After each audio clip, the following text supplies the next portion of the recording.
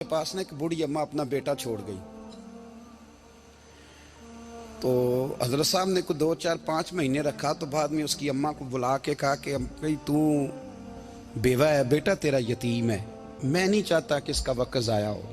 یہ پڑھنے والا کوئی نہیں، سارے نہیں بھائی پڑھنے والے ہوتے. اب یہاں علماء بیٹھے ہیں، میں بے ادب بھی نہ ہو جاؤں. کچھ پورے 8 سال لگا کے بھی آ جاتے ہیں، سند بھی ان کے پاس ہوتی ہے. ناراض نہ ہو جانا، یہ تو سب اچھے لوگ ہیں. سند ہوتی ہے پر پتہ کوئی نہیں ہوتا. یہ اعلیٰ حضرت نے لکھی ہے بات. سند ہوتی ہے، پوری ڈگری ہوتی ہے، اس پہ کئی لوگوں کے سائن بھی ہوتے. تو بہت سارے طالب علم ایسے ہوتے ہیں جو مدارس میں کہتے ہیں میں فاضل فلاں ہوں، لیکن کوئی شے پاس. تو مولانا سردار احمد صاحب محدث اعظم پاکستان رحمۃ اللہ علیہ اس بوڑھی کو کہنے لگے تیرا بیٹا کون دینا ہے، پڑھنا پڑھانا اس نے کچھ بھی نہیں. تو یتیم بچہ ہے، کل کو تو کہے گی کہ میرے بیٹے نے وقت ضائع کیا تو واپس لے جا. بوڑھی اماں رونے لگ گئی، کہنے لگی میں پڑھانے تو نہیں لائی تھی، میں تو آپ کو رب کا ولی سمجھتی ہوں، میں تو نوکری کرانے لائی تھی. نوکری. حضرت انس بن مالک کہتے ہیں میری اماں بھی حضور کی بارگاہ میں دے گئی تھی. حضور کی بارگاہ میں یہ نہیں کہا تھا کہ یا رسول اللہ پڑھا دیں، ہاں میں ذمہ داری سے بات کر رہا ہوں. یہ نہیں کہا تھا حضور مجاہد بنا دیں. یہ تھوڑی کہا تھا کہ یا رسول اللہ صلی اللہ تعالی علیہ وسلم سے مفسر محدث محقق مفتی بنا دیں. حضرت انس کی اماں کہہ گئی تھی سونیا جب تک یہ رہے گا نا آپ کی نوکری کرے گا، یہ گھر کے کام کاج کرے گا، ڈیوٹی کرے گا. حضور یہ آپ کی نوکری کرے گا. تو میرے محبوب نے پھر دعا کر دی اللہ اسے برکت عطا فرما. تم سمجھتا ہے خدمت والا خالی رہ جاتا ہے؟ جتنا ذائقہ خدمت والے کو ملتا ہے جو اس کے نصیب میں آتا ہے وہ کسی کا نصیب کہاں بھائی. حضرت انس کہتے ہیں حضور نے دعا کر دی برکت کی. مجھے تو کھیتی باڑی آتی بھی نہیں تھی، پر لوگوں کے باغ میں سال میں 1 دفعہ پھل لگتا تھا، میرے باغ میں 2 دفعہ لگتا تھا. حضور نے دعا کر دی یا اللہ اسے اولاد دے. فرماتے ہیں میرے بیٹے، میرے پوتے، میرے نواسے، میری بیٹیاں. فرماتے ہیں میں زندہ ہوں اور میری 100 اولادیں موجود ہیں. پریشان ہو گیا 100 سن کے کہ بچے 2 ہی اچھے. 100 اولادیں میری موجود ہیں. حضرت انس بن مولانا سردار احمد صاحب کے پاس نا چھوڑ گئی بچہ. کہنے لگی حضرت جی میں کو پڑھانے کے لیے تھوڑا چھوڑ گئی ہوں، میں تو اس لیے چھوڑ کے گئی ہوں کہ آپ مہربانی کریں خدمت کرائیں. تو حضرت جی کہنے لگے کوئی ایسا کام ہی نہیں، خدمت والا کیا کراؤں. کہنے لگی پٹھے پوا لیا کرو. جی ہوں لڑ پیندے نے، کہنے نے بچے کام کر دیں مدرسے دا. حالانکہ اب کہاں بچے کام کرتے ہیں، اب تو گزر گیا دور، اب تو بچے کام کراتے ہیں. اب بچے بھی ناراض ہو رہے ہیں، گھور گھور کے دیکھ رہے ہیں. صحیح پہ رہا ہوں آپ کو، بچے کام کراتے ہیں، بچے کہاں کام کرتے. کہنے لگی یہ چارہ ڈالے کرے گا آپ کی بھینسوں کو. تو حضرت نے اس کو کہا کہ بی بی چارہ میری بھینسوں کو ڈالنے کے لیے میں نے بندہ رکھا ہوا ہے، تو جا لے جا. کہنے لگی ہاتھ باندھ کے حضور مہربانی کریں رکھ لیں چارہ ڈالے گا. اور پتر توجہ سے چارہ ڈالنا حضرت کی بھینسوں کو. رونے لگی. حضرت نے رکھ لیا، مہینے کا خرچہ بھی دیتے. شام کو نا وہ سارا دن کام کرتا، شام کو آ کے پیروں میں بھی بیٹھ جاتا. حضرت جی لائیں تیل تھوڑا سا، پیر نہ دبا دوں. 8 سال ساتھ والے پڑھتے رہے، یہ بیچارہ نوکری کرتا رہا. میرا روپ بھی نہیں تے میرا رنگ بھی نہیں، اور مینو یار منان دا ٹنگ بھی نہیں. کبھی کبھی نا حضرت بلال حبشی فارغ ہوتے نا تو نبی پاک کی بارگاہ میں عرض کرتے حضور کوئی کام تو نہیں، سارے ہو گئے، حضور جاؤں ذرا. چلے جاتے. ایک دن سلمان فارسی کہنے لگے یا رسول اللہ یہ بلال کہاں جاتا ہے. فرمایا جا دیکھ کے تو آ. حضرت سلمان واپس آئے تو آ کے رونے لگے. کہنے لگے سونیا جب یہاں سے جاتا ہے نا تو جا کے سیدہ فاطمہ کی چکی پیسنی شروع کر دیتا، بی بی صاحبہ کے کام کرنے لگتا ہے. گھر میں جا کے اسنین کی ڈیوٹی کرتا ہے، وہاں بھی کام یہاں بھی کام. وہ چارہ ڈالتا رہا، اس نے چارہ ڈالا. حضرت محدث اعظم کی بھینسوں کو دستار فضیلت کا وقت آ گیا، سارے پگڑیاں سجا کے آ گئے، آج دستار ہوگی. یہ نہ پیچھے ہو کے بیٹھ گیا، چونکہ پڑھا ہی نہیں تھا تو دستار کاہے کی. دستار تو اس کی جو پڑھے گا، ہم نے تو پڑھا ہی نہیں، ہم نے تو یار پڑھا، گھر پڑھا، ڈیوٹی کری.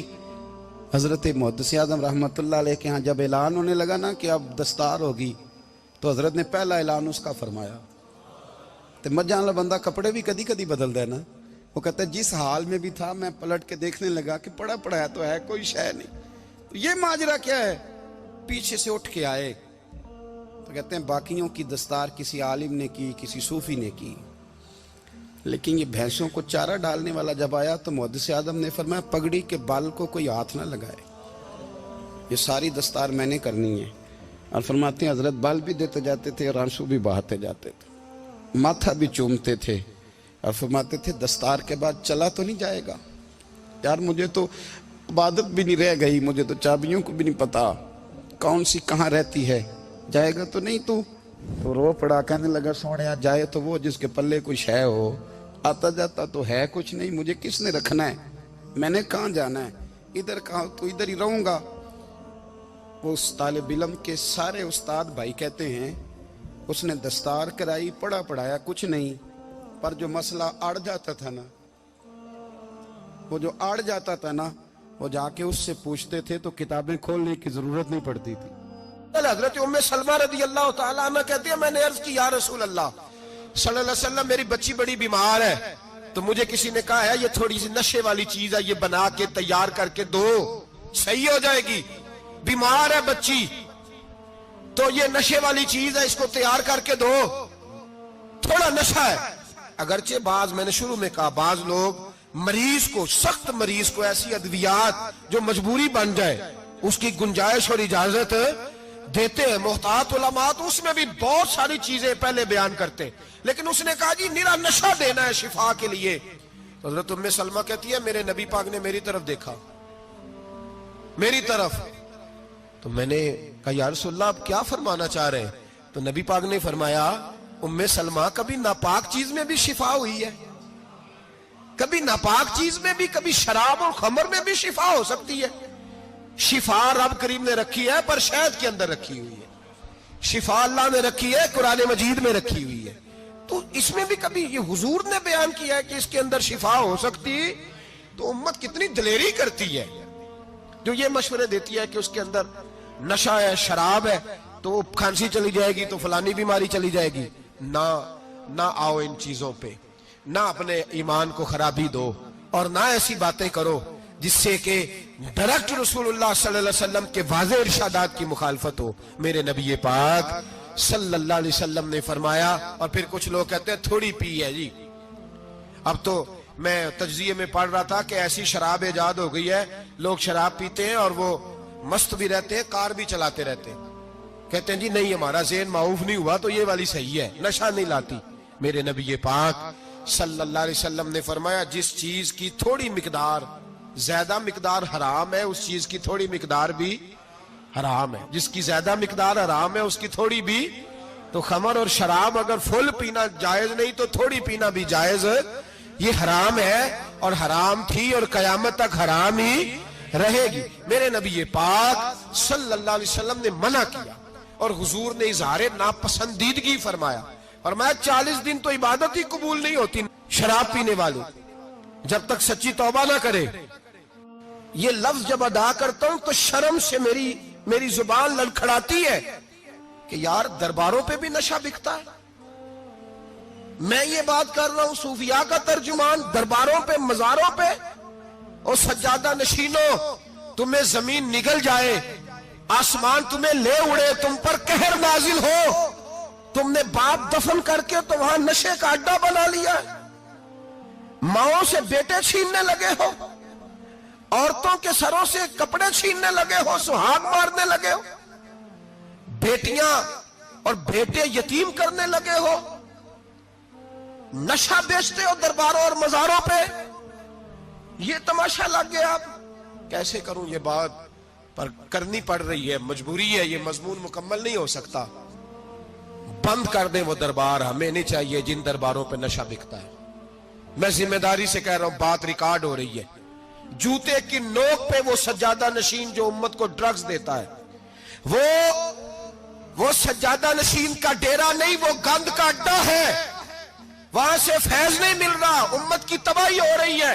बता दो, फैला दो, इसको एतराज करना है करो। मेरे रसूल पाक सैयद आलम सल्लल्लाहु ताला अलैहि वसल्लम का दीन जरूरी है, किसी पीर की सज्जादगी जरूरी, बोलिए सज्जादगी जरूरी। बड़ी जिम्मेदारी से कह रहा हूं और नुमाइंदगी कर रहा हूं अपनी जमात की। ना हमारे बुजुर्गों ने कल इसकी हिमायत की थी, ना आज करते हैं, ना कयामत तक करेंगे। बंद कर दे वो दरबार और मजार, बुजुर्ग दुनिया में ये काम करने आए थे और हमारी सोच इतनी गिर गई है, इतने हम कमजोर हो गए। कहते हैं जब उसको चढ़ जाती है तो फिर बड़ी मार्फत की बातें सुनाता है। तुझे शर्म नहीं आई है लफ्ज कहते हुए? अब नशई तुझे मार्फत सिखाएगा? अब तू शराबी से, भंगी चरसी से दीन सीखेगा?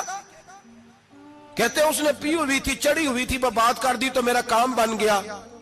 इतनी गंदी और मैली सोच साहिब ईमान की होती है। तो अब नशइयों से जाकर दुआएं कराएगा? सुन, मेरे नबी पाक सल्लल्लाहु अलैहि वसल्लम ने फरमाया जो शराब पी ले, नशा कर ले, उसकी तो 40 दिन तक इबादत रब कबूल नहीं फरमाता। तू कहता चढ़ी हुई थी तो उसने दुआ कर दी, तुझे शर्म ही नहीं आई बात करते? हया ही नहीं किया तूने जुमला बोलते? ये कोई तसव्वुफ और तरीकत है? जाओ उठा के ले जाओ। ऐसी कोई तसव्वुफ और तरीकत हमें नहीं चाहिए। हमें वो वाली तरीकत चाहिए जिसमें खुदा के कुरान की बात होती है और मोहम्मद मुस्तफा के फरमान की बात होती है सल्लल्लाहु अलैहि वसल्लम। तो भाई याद रखो, ये कोई तरीका नहीं। एक मजार है, मुझे एक साहब कहने लगे आ जाए यहाँ भी फातिहा पढ़े। मैंने कहा यहाँ क्या है? कहने लगे थे तो बाबा जी नशा वशा करते, पर अब सुना है लोगों की मन्नतें बड़ी पूरी होती हैं। मुझे जज्बात बड़े कम आते हैं। मैंने उस आदमी को गिरेबान से पकड़ लिया, मैं इधर हट, वो तो नशा करता था और तू जाता था, तेरी ये कैसे ताकत हुई? तूने मुझे मशवरा दे दिया, तू हमें कमजोर समझता है? हम कमजोर ईमान के लोग हैं और मैं यहां तुझे कहूंगा नहीं नहीं मैं यहां नहीं जाता, मैं वहां जाता हूं। बिल्कुल कोई लगी लिपटी बात नहीं, खरी बात। तसव्वुफ वो, दरबार वो जहां कुरान पढ़ा जाए और रसूलुल्लाह की हदीस सिखाई जाए, बाकी कोई मतलब नहीं किसी किस्म का। मैं दाता साहब कभी जाऊं ना जलसा करने किसी काम से, किसी तकरीब में, तो मैं दाता साहब के मजार पे नहीं जाता। मैं कहता हूं यार ये यराना नहीं कि बंदा किसी काम आया था तो फातिहा पढ़ ली, वापस चलो। गखड़ से स्पेशल आएंगे दाता साहब के मजार पे हाजिरी देने, और मेरे संगी गवाह हैं कि मैं स्पेशल टाइम निकाल के बहुत सारे काम छोड़ के स्पेशल जाता हूं। और मैं मुराद मानने नहीं जाता, मैं दाता साहब का शुक्रिया अदा कर दे जाता हूं। मैं उनसे कहता हूं हुजूर आपकी मेहरबानी, आप यहां आए तो हमारे बड़े भी रसूलुल्लाह के गुलाम बन गए। मैं तो सलाम अकीदत पेश करने जाता हूं। हम मज़ारात पर जाने के कायल नहीं, बल्कि हमारी तो अकीदत का दर्जा ही मुकम्मल नहीं होता जब तक हम मजार पे सलाम ना करें। पर मजार दाता साहब का, मजार ख्वाजा मोइनुद्दीन अजमेरी का, मजार गौसे आजम जेलानी का, मजार मुहद्दिस आजम मौलाना सरदार अहमद का, मजार औलिया का, मजार मियां शेर मोहम्मद शरफपुरी का, मजार रब करीम के बंदों का। भंगियों चरसियों के मजार नहीं होते और नाम इन मजारात के कायल है, बिल्कुल कायल नहीं हम। मैं थोड़े दिन पहले लाहौर गया था तो मैं कार में मियां साहब मियां शेर मोहम्मद शरफपुरी का जिक्र कर रहा था। मैं अपने दोस्तों से कह रहा था यार बहुत बड़ा बाबा हुआ है। तो मुझे कहने लगी करामत क्या है? मैंने करामत यह है कि सारी जिंदगी सुन्नत का दर्स दिया है। तो मुझे कहने लगे आप कभी गए नहीं? मैंने कहा मैं स्पेशल गया था और थोड़े दिनों के बाद प्रोग्राम बनाऊंगा तो मैं साथ लेके जाऊंगा। हम मजारात के कायल है, हाजिरियां देंगे मजारों पे, लेकिन भंगियों चरसियों के मजारों पर जाने के कायल है। जोर से बोले, यहां जाने के कायल है, कोई अकीदा नहीं है हमारा। नशा बिकेगा अब मजारों पे, अब ये तसव्वुफ होगा वहां, ये तरीकत होगी। और मिल्लत पर रहम खाओ खुदारा। अगर तुम्हारे कौमी इदारे कहते हैं रिपोर्ट करने वाले कि 70 लाख पाकिस्तानी नशा करता है, तो क्या तुम्हें यह नहीं पता कि नशा बेचता कौन है? क्या तुम्हें यह नहीं पता कि ड्रग्स का कारोबार कौन करता है? अगर तुम्हें यह पता है तो क्या यह खबर नहीं तुम्हें कि इन रगों पर यह खून उतारता कौन है? मैं अपने बुजुर्गों से माजरत के साथ, नशे का आगाज, नाराज तो नहीं हो जाएंगे बुजुर्ग? नौजवानों को मैं लताड़ लेता हूं, लेकिन बुजुर्गों की इज्जत करना सुन्नत है। तो मैं बुजुर्गों से माजरत के साथ, ये यूं समझ लिए खूगरे हमद से थोड़ा सा गिला भी सुन ले। नशा सिगरेट से शुरू होता है, सिगरेट से। मैं तंबाकू को हराम नहीं कहता, ये फतवा नहीं दे रहा। तंबाकू का हुक्म वही है जो मूली का है, जो कच्चे प्याज और लहसुन का है, कि आप जब खा लेते हैं तो मुंह से बदबू आती है, तो आप मस्जिद में आए तो आने से पहले मिसवाक करें, मुंह साफ करें, फिर आप आ जाएं, तो जायज है। मकरूह है लेकिन हराम। लेकिन तंबाकू से आगे जब हालात बढ़ते हैं تجزیہ نگاروں نے لکھا ہے کہ ہمارے پنجاب کے کچھ علاقوں میں اب سگریٹ سے نکال کے نا، پہلے بھی بھرتے تھے لوگ اس میں بڑا کچھ، اب پتہ ہے کہ نیا نشہ ایجاد کیا ہے، اب اس کے اندر چربی بھرتے ہیں اور چھپکلی کو مار کے سکھا کے خشک کر کے اس کو پیس کے وہ ساتھ نشے کے ملاتے ہیں، اور اس کا حال یہ ہوتا ہے کہ آدمی کو زیادہ نشہ ہوتا ہے، اور کہتے ہیں وہ اتنا گند ہے کہ وہ آدمی کسی کو دانت بھی لگائے گا تو وہ بندہ بھی بیمار ہو جائے گا۔ کیا یہاں لوگ اسپرٹ نہیں پیتے ہیں آپ کے ملک میں؟ اور ہم کبھی سڑک پہ جاتے ہیں تو نشئی کو دیکھ کے مذاق کرتے ہیں، دیکھنا میں ہارن لگاؤں گا تو گاڑی کے ہارن سے گر جائے گا، لیکن تجھے پتہ نہیں کہ یہ کسی ماں کا بیٹا ہے، پتہ نہیں کسی بیوی کا شوہر ہے۔ ایک ہمارے دوست ہیں، بزرگ ہیں، ان کا داماد فوت ہو گیا، نشہ کرتا تھا، تو میں تعزیت کرنے ان کے گھر پہنچا تو کھڑے ہو گئے ہاتھ باندھ کے، کہنے لگے حضرت صاحب باقی ساریاں گلاں چھڑ دیو، صرف نشے تے تقریر کریا کرو۔ وہ جب جیتا تھا تو تب بھی اس کے بچے یتیم ہی تھے، یتیم ہی تھے۔ میری بیٹی جب میرے گھر آتی تھی اور میں اپنے پوتوں کے اتنے کپڑے اسے پہننے کو دیتا تھا تو میرا کلیجہ پھٹتا تھا، اور میری بیٹی اس کی زندگی میں بھی بیوہ کی زندگی گزار رہی تھی، وہ میری بہوؤں کے اترے ہوئے کپڑے پہنتی تھی، کوئی دعا کرو، کوئی جلسے کرو، یہ لت ختم ہو جائے۔ اور کہنے لگا اب میرے وہ چلا تو گیا ہے، دادا دادی اس کے پہلے کوئی نہیں، چچا ہے کوئی نہیں، جب تک تو میں زندہ ہوں ان نواسوں کو کوئی روٹی کا لقمہ، کوئی کپڑا مل جائے گا، لیکن سوچتا ہوں میں بوڑھا ہوں، مر گیا تو ان کو کوئی پوچھے گا بھی نہیں، کون ان کی خبر۔ اتنا ظلم اس قوم سے، اتنی زیادتی، اور آرام سے لکھ کر لوگ گزر گئے کہ یہ 70 لاکھ ہے، ان کا درد تو سمجھو، تکلیف تو سمجھو۔ 7 فٹ کا سونا جوان اور نشے کا عادی ہے تو کسی نالی میں پڑا ہوا ہے۔ اور میں نے کہا اس قوم کے ساتھ اس سے بڑا بھیانک مذاق کیا ہوگا؟ کوئی دانشور تھا بڑا ظالم، اس ظالم سے کوئی مشورہ لینے آیا، اس نے آ کے کہا تو بڑا ظالم ہے، بڑے کڑوے مشورے دیتا ہے، میرا ایک دشمن ہے، میں اس سے بدلہ لینا چاہتا ہوں، میرا دل کرتا ہے اس کا بچہ قتل کر دوں تاکہ وہ تڑپے۔ تو ظالم نے کہا اسے قتل نہ کر، وہ تو اس کا باپ 2-4 مہینے رو کے چپ کر جائے گا، پھر میں سخت سزا دینا چاہتا ہوں، مشورہ دے۔ تو اس نے کہا اس کے بچے کو نشے پہ لگا دے، جس کا بچہ نشہ کرے گا وہ باپ روز مرے گا، روز جیے گا، وہ ماں روز مرے جیے گی، نشے پہ لگا دے۔ اس قوم کے ساتھ سب سے بڑا ظلم یہ ہوا کہ ملت کا جوان نشے پہ لگ گیا، ڈرگز پہ لگ گیا، اتنے تباہ حالات ہوئے کہ جوان چڑھتی جوانیاں، اماں نے کتاب دے کے بھیجا تھا، اور کالج سے واپس آئے تو نشے کے ٹیکے ہاتھوں میں پکڑے ہوئے، ٹیکے۔ اور آپ کے اس ملک کے اسلام آباد میں ایک دن میڈیا نے وہ خبر بھی وائرل کی اور وہ چیز بھی دکھائی لوگوں کو، 3 مہینے کا بچہ لے کے نشئی سڑک پہ آ گیا، اس نے کہا میرا نشہ ختم ہو گیا، میرا بچہ خرید لو، 2 پڑیاں دے دو۔ تو وہاں بیبیاں جو سن رہی تھی وہ بھی چیخیں مار کے رو رہی تھی۔ یہ ظلم کیا اس قوم کے ساتھ، اور کرپشن کی لعنت نے اجازت دی سپلائی کرنے والوں کو کہ گلی گلی بیچے، گلی گلی۔ انہوں نے کچھ تھوڑا ظلم نہیں کیا ان حکمرانوں نے، اور ہماری اپوزیشن اس کو نہ صرف اتنا پتا ہے کہ یہ جائیں اور ہم آئیں، اس سے زیادہ کوئی غرض نہیں۔